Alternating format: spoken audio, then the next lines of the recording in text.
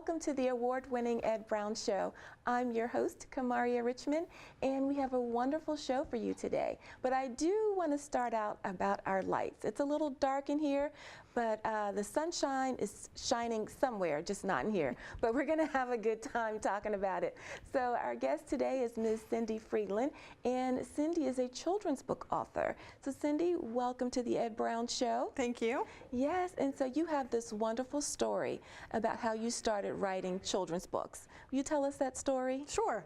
In 2013, I started writing a story called Jordan the Jellyfish, and that one came about because my daughter, Andrea, when she was 6 years old, was stung by a jellyfish at Sandy Point State Park. And then just a few years ago, I was at Breezy Point Beach and sitting in the sand with my feet in the water, and all these jellyfish were coming up and trying to sting my feet. Right. So on the way home, I thought, okay, jellyfish, jellyfish. So I decided to write a story about the jellyfish of the Chesapeake Bay, and then they just basically evolved from there, and I started with different characters. Okay, and a lot of your books are about the Chesapeake Bay, but you also showcase other areas in Maryland. Yes, I do. Particularly Deep Creek Lake. I have a purple ladybug that lives in that area, and then I also have another one that is about the wild ponies of Assateague Island. And when you were, I know you're a business person, so you've had a talk show, you've had a radio show, you've received numerous awards. So was it ever on your radar just to think about writing a children's book before the jellyfish? No, actually never. I never imagined that I could write a book. And I did talk to a friend of mine, Ash Shukla, who told me years ago that I could self-publish using a website, and then I've done that ever since. I've actually self-published all of my books, and I've kind of lost count now, so I think I have about 13 children's books and several others self-help books. And how has it been self-publishing? It seems for most authors that can be really challenging. It's pretty easy for me now since I've done it so many times. I'm kind of known as a serial author. So, and I teach classes about it, about self-publishing. I'm getting ready to do one at a library in a couple of weeks, teaching about self-publishing, and I even wrote a book, like a step-by-step guide on how to use a website that I use. Okay, and so we'll just go back to the books, but thanks for the info on self-publishing, because a lot of people want to do that and they don't know how. Right. It's like, where do I turn? So having you publishing something is great. So tell us about your characters. How do you come up with the names of the characters? Why do you choose certain animals? Okay. The animals I choose basically because I have a story idea, and a lot of them are mistaken. For example, jellyfish are kind of hated, and people are scared of them because they sting. But they're very good for the watermen because they eat certain things that help the watermen. So, and that's another story that I have is Macy the mermaid, about the watermen of Maryland and the mermaid that helps them find the fish and the crabs. But basically, I write about the animals that I research and that I like myself, and there's always an element of terror or minor being scared, minor terror.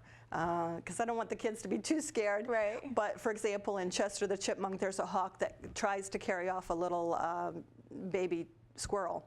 So, so there's a little bit of element of terror there, and then because life isn't always happy. So I'm trying to teach the kids to learn about the animals, learn about the bay and the health of the bay, trying to keep the animals healthy. So when I do my school presentations, I try to help with that.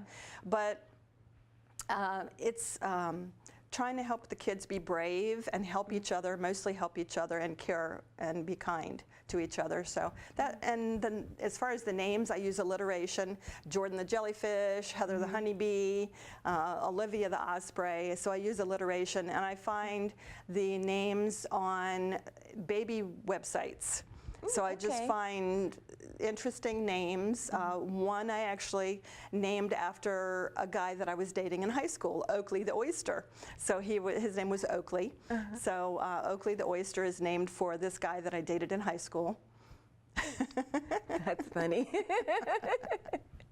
And then you have some others. Tell us about the others. Okay, there's one that is just basically fiction, totally fiction. I worked for a private school in Bowie, and it was on 22 wooded acres, beautiful streams and bridges, and so I was inspired by this property, this school that has recently closed, but it's about a fairy that can't fly, and these butterflies have these powers according to their colors, and so it's just this girl at a school. It's an all-girls school on a tropical island, and she finds this fairy that can't fly. So they go on this adventure, and they have all these different things that they do together. So that's the only chapter book that I've written. All the others are for children, mostly from 6 to 10 years old, and then I have 2 that are for 3 to 6-year-olds. Okay, and I was going to ask you about the age range. So which books are for which age? Lila the Ladybug, which is about Deep Creek Lake, and Chester the Chipmunk are for 3 to 6-year-olds. Okay. And then the 8 out of 9 of the Chesapeake Bay Adventure series are for 6 to 10-year-olds, and then Vandy the Garden Fairy is the chapter book for 8 to 10-year-olds. Okay, now what is your writing process? Do you need, like some people, okay, I need my meditation, or I need my own space, or, you know, everyone has their own little mantra. So what is your process? I come up with the idea, and then I write everything down. I write it on my computer and little notes. For example, I'm thinking about writing one about a black bear at Deep Creek Lake. So I just basically write down the notes, and then I always get stuck in the middle.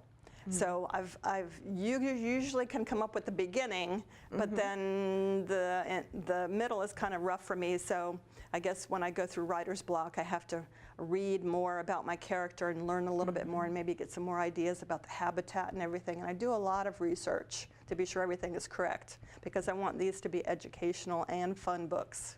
Right. And how long does it take you to publish?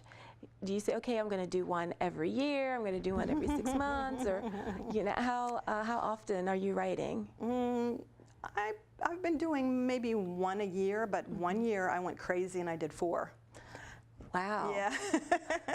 It takes a little bit of time for the illustrations. That's the hardest part, because I like my illustrators to present me with 1 illustration a week, and I pay as I go. So that's the process that I have. So it usually takes about 4 weeks, 16 illustrations, and because I like to have my books probably about an average of about 40 pages. Okay. And you have great illustrations, and I know we're going to show some of them on the screen. Now, who does your illustrations? I have many great illustrators. One in particular who started me out with the first 4 books in the Chesapeake Bay Adventure series, John Munson, and he's a Bowie resident. So, and he has done the first four that. And in particular, the Jordan the Jellyfish, he started out with that one. So that's the very first one that he did for me. And that's good. I love the mermaid. Yeah, thank you. Really, yeah. She lives in the United Kingdom, Emily Hercock. So, and then I have one from Pennsylvania, I have one from Uruguay, and another one from Scotland. I even wrote a book called Mud Pies. It's 26 ways how to use mud. So John Morrison of Scotland did that one for me. Oh, wow. So how many books have you written? I kind of lost track, but I think maybe 20 altogether. That is amazing. That's amazing. And so you focus a lot on the Bay, and we know with the Bay, the pollution and I don't understand why that can't be, why the Bay can't be fixed. Yeah. But how do you relay that to children about how important the Bay is, and that's why you have it in your books? I usually ask the children in my school presentations that, first of all, what kinds of animals live in the water, live above the water, and around the water in the watershed. So the children always love raising their hand and telling me what animals. Sometimes I get wrong answers, octopus and things like that, but they're good guesses, and it helps the kids speak up for themselves, which is great. And because I know myself, I was always very shy, and I would never want to respond, you know, because I was afraid I was going to have the wrong answer or somebody was going to laugh at me. But no answer is wrong. I mean, you have to try. So raising your hand and trying to answer a question is great for kids to do it, for anybody really. And so the and then I talk about keeping them healthy and clean. And so the kids raise their hands and what they need to do. Mostly they say pick up the trash, which is good. And then I tell them that I try to cut up the plastic drink holders and to be sure that they don't get around the birds' necks and the turtles' shells, and then the straws in the nostrils of the turtles is horrible too. Wow, and so you're really talking to them about recycling and just really being conscious of what you actually see and what you actually do, and how it can relate to the animals. And so what's on your radar next? I've been doing more school presentations. I really enjoy doing that, and I'm getting ready to teach a workshop on self-publishing at a library in, I believe it's St. Mary's County. So I'm going to be doing that, and I've scheduled a book tour, a mini book tour, which I've never done before. Congratulations! So it's going to be thank you. It's going to be kind of a like a mini vacation, a weekend out in Cambridge, Maryland, and because I've been there a couple of times before, and it's a beautiful area. And I based my Heather the Honeybee at the Blackwater Wildlife Refuge there in Cambridge, and that's where I first saw my first eagle, bald eagle there in Cambridge, Maryland. So I have the book tour that'll be in May. I'm going to do 2 book signings on Saturday, May 11th, and then I have one at Salisbury at Sweet Frog Frozen Yogurt on Mother's Day the 12th. So nice. I've been contacted by the manager of 12 Sweet Frog frozen yogurt places in the area, and I've done 4 so far, book signings. So just basically just getting out more and just doing more events and teaching people about the Bay. And so do you have like a children's series? I do. I have a series about the animals of the Bay, which is the Chesapeake Bay Adventure series, and there's 9 books in that series. Okay. And do you have, you're doing a lot of the teaching and a lot of, you're going to travel around with your books, but do you have, like, let's say you sit down with kids at like a Barnes and Noble, do you have that kind of interaction too as well? Just kind of setting time and saying, okay, I'm going to talk to the children or read to the children, I guess is what I'm trying to get out. Yes, I do book readings, yes. Okay. Yes, and actually I've luckily have been offered stipends once in a while too. I don't require payment for that, but I've been offered stipends to come out and entertain the children at events and read to them, which is nice. And that's nice, because I love to see pictures of someone reading to the children, and the children are all just like, you know, like they really get into it. And have you thought about teaching children how to write a book? I have done some presentations to children, older children, how to do that, and I really would like to do that more, because I think children have the great stories. They do. Yes. They really do. And what age range are you looking at, or you've done? I've done middle school, so 7th, 8th grade, and I'd like to do a little younger than that, maybe 5th and 6th graders. And I think that's good, because kids, you know, instead of being just locked in to all of those games, you know, something more a little bit kind of to broaden their horizons, because you never know, maybe your video game turns into a book, that whole experience. And how do you relay the experiences to children? They just basically just write things down and just, whatever they can do, whatever they think about. It could be something that they've lived at home or something that they would like to do. So those are just some of the stories that they would like to write about. Okay, I've always been in awe of writers because you're telling a story that, of course, so many people are going to take joy out of. Now, do you think, so you have your children's books and you have the books on education, do you think you'd ever venture out into another genre? I had thought about it. I had thought about maybe some kind of fiction or something, or maybe like a biography or something, but my life really hasn't been too exciting, so I'd really have to lie about it. And then just a couple of days ago, I had thought about doing something with my mother's life, because she was a wave in the Navy before the Navy hired women. So she was a wave, and my dad was a petty officer, chief petty officer in the Navy as well. So I would kind of thought about maybe writing my mother's life story.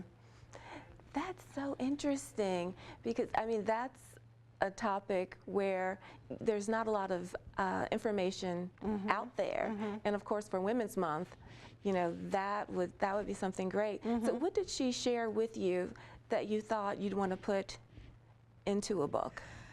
Basically, how hard her life was before she'd met my dad.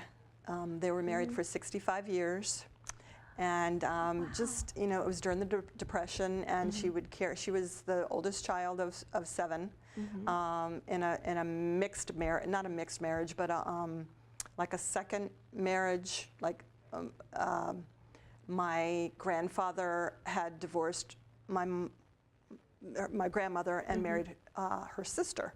So it was kind of like a mixed, like stepchildren, stepmothers and all. So she was the oldest of 7.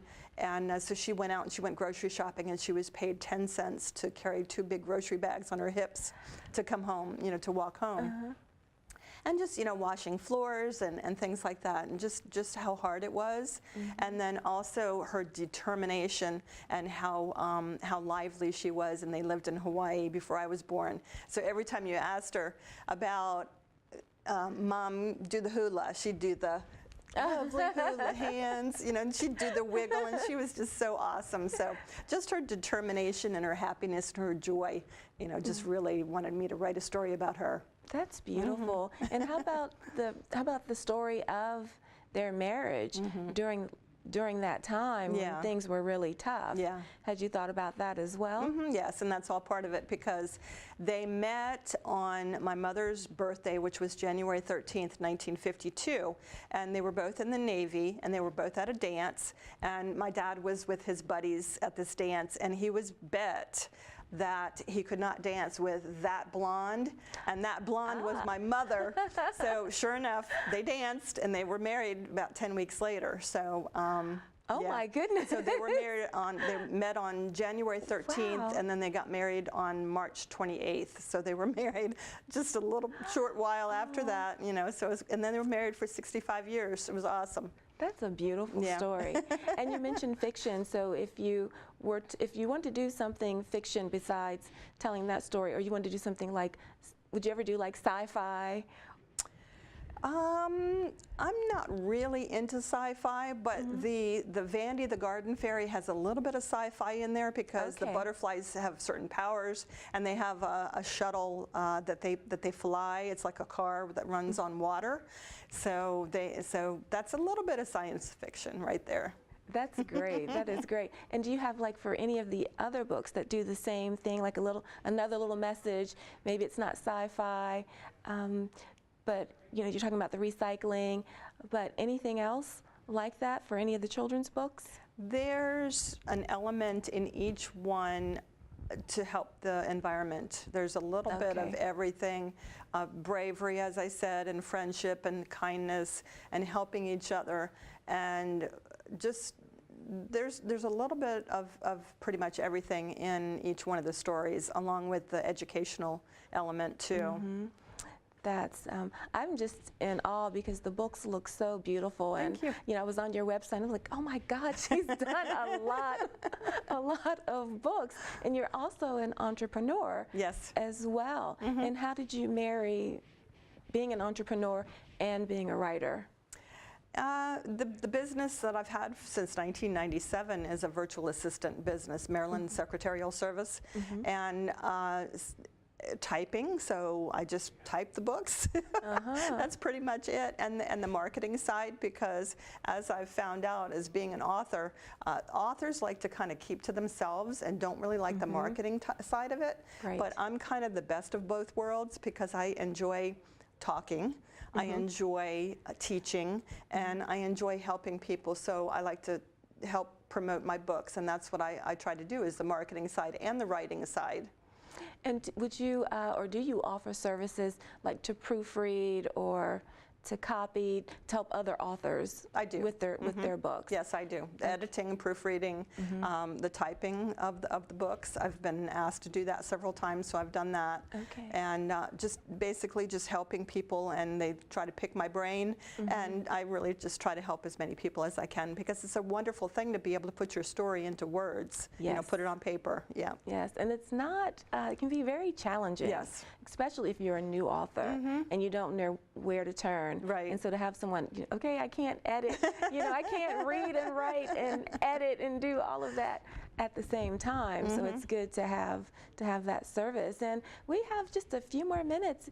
Anything you'd like to add to our story today? We have our own little story. Another thing that I really enjoy doing, and a lot of people don't know this about me, is I'm a self-taught painter. I paint on canvas, and just recently the Bowie Business, or the Bowie Senior Center did a presentation for me, and I had all my paintings in the hallway for 2 months, and they did a little artist reception for me on my birthday, which was March 21st. So I had all my paintings in there, and mostly I dedicated it to my mom. She loved to do artwork, and she taught me all this stuff. But as far as painting, I basically learned it on my own. I didn't do anything, any classes or anything. But mostly I take photographs of the butterflies and the flowers in my own yard, and which I also got from my mother, a green thumb. And so I take the pictures and I paint from the photograph. So mostly I paint butterflies and flowers, and I dedicated the show to my mom, called Butterflies for Mom. Oh, so she was really special. Yeah, she was. She was. Really And one of the things that she said to me was, don't cry for me when I'm gone, because I'll be flying among the butterflies. Oh, that is beautiful. That is so beautiful. Yeah. And where did that little inkling come? Like, I think I want to try this. What, as far as the books? The painting. Oh, the painting. I don't even know. I don't even know. It was maybe about 2 years ago, and I just got some canvas, just got some paint. And it could have been because my parents were ill at the time, and my boyfriend of 8 years was ill, and since then I've lost all 3 of them. So, but before that, probably just because I couldn't get out and do the gardening, I wanted to bring the flowers inside, so I started painting. I think that's the reason why. Wow, I'm so sorry for your loss. Thank you. But at least you've been able to live with your books and with your painting as well. And we have about two minutes. Okay. Anything else new happening? I'm a new grandmother. Congratulations. Yes, my daughter Alyssa and her husband Matt have a 7-week-old tomorrow baby girl, and her name is Cambria, and she is just gorgeous. So I had the benefit of seeing my daughter Alyssa and Cambria yesterday at Allen Pond yesterday. We were at lunch, so we were able to walk around, and Cambria was just a doll baby. Oh, that's special. Now let our viewers know how they can reach you and how they can find your books. Okay, I have the books on Amazon.com, as well as my own website, which is the letter C for Chesapeake, so that's cbaykidsbooks.com. And then I'm also in Bowie, so I can be contacted, and I'm sure the phone number will be at the end of the show and my email address, so you can contact me there. And I'm in Bowie, so you can come pick up the books there. Okay. And I'm at a lot of events in the area. Okay, and what about social media? I'm on Facebook, so I post a lot about where I'm going to be on Facebook. Okay. And I think you have too, like Twitter or... I have Twitter, LinkedIn as well, too. LinkedIn, and I think Instagram. Instagram. And so Instagram ought to be pretty cool if you're posting all those pictures. Right. Well, thank you, Cindy, Thank you so much. for being on the Ed Brown Show today. And everyone, thanks for tuning in. And definitely go to Cindy's websites, because these are some really great books. And if you have a little toddler, even if you have like a little bit older, you will definitely enjoy one of Cindy's books. Thanks for tuning in, and we'll see you next time.